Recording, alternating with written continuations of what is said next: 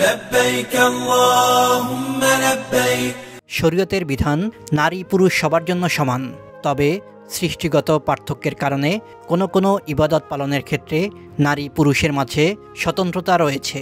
ঠিক তেমনিভাবে ইসলামী শরীয়তে নারীদের হজ করার আলাদা নিয়মকানুন রয়েছে। হজে যাওয়ার ক্ষেত্রেও তাদের অতিরিক্ত শর্ত পূরণ করা জরুরি। স্বামী বা মাহরাম ব্যতীত নারীদের হজে গমন শরীয়তের দৃষ্টিতে জায়েজ নয়। এতে হজ মাকরুহের সঙ্গে আদায় হয়ে গেলেও নারীরা গুনাহগার হবেন। মূলত মাহরাম ছাড়া সফর করা রাসূলুল্লাহ সাল্লাল্লাহু আলাইহি ওয়াসাল্লামের হাদিসের পরিপন্থী কাজ। মাহরাম ছাড়া সফরে নিষেধাজ্ঞা সম্পর্কে অনেক হাদিস রয়েছে। এক হাদিসে নবীজি সাল্লাল্লাহু আলাইহি ওয়াসাল্লাম বলেছেন, কোনো পুরুষ যেন কোনো নারীর সঙ্গে তার মাহরাম ব্যতি রেখে একাকী অবস্থান না করে।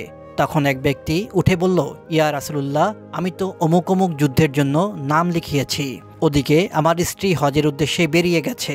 নবীজি সাল্লাল্লাহু আলাইহি ওয়াসাল্লাম বললেন, ফিরে যাও, তোমার স্ত্রীর সাথে হজ করো। সহিহ বুখারী হাদিস নম্বর 5233, সহিহ মুসলিম হাদিস নম্বর 1341। মাহরাম কারা? মাহরাম বলতে যাদের সঙ্গে বিবাহ বন্ধনে আবদ্ধ হওয়া হারাম তাদেরকে বোঝায়। মানুষ তিন কারণে মাহরাম হতে পারে।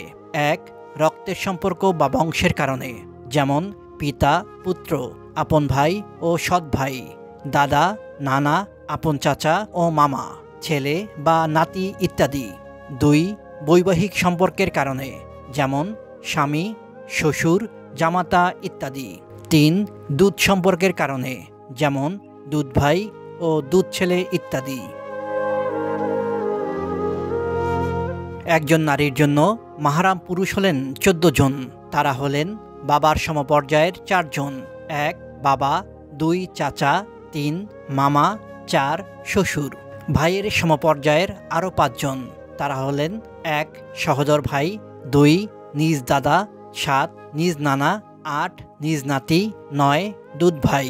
এছাড়াও ছেলের সমপর্যায়ে আরও 5 জন। তারা হলেন ছেলে 11 ভাইয়ের ছেলে, 12 বোনের ছেলে, 13 মেয়ের জামাই, 14 দুধ ছেলে।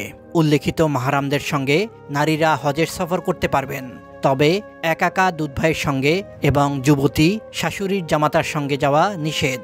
মাহরামের কোনো ব্যবস্থা না থাকলে কি করবেন? মাহরামের কোনো ব্যবস্থা না থাকলে ব্যবস্থা না হওয়া পর্যন্ত হজ আদায় করা নারীদের জন্য শরীয়ত সম্মত নয়। এমনকি যদি মৃত্যু পর্যন্ত মাহরামে ব্যবস্থা না হয়, তাহলে বদলি হজের ওসিয়ত করে যাওয়া জরুরি। এর দ্বারা তার কর্তব্য আদায় হয়ে যাবে। হজ করতে না পারায় কোনো গুনাহ হবে না। হজ কাফেলার সঙ্গে মাহরাম ব্যতীত নারীদের হজে গমন করার ব্যাপারেও শরীয়তে অভিন্ন বিধান রয়েছে। আপনার হজ যাত্রা আল্লাহ কবুল করুন, আমিন।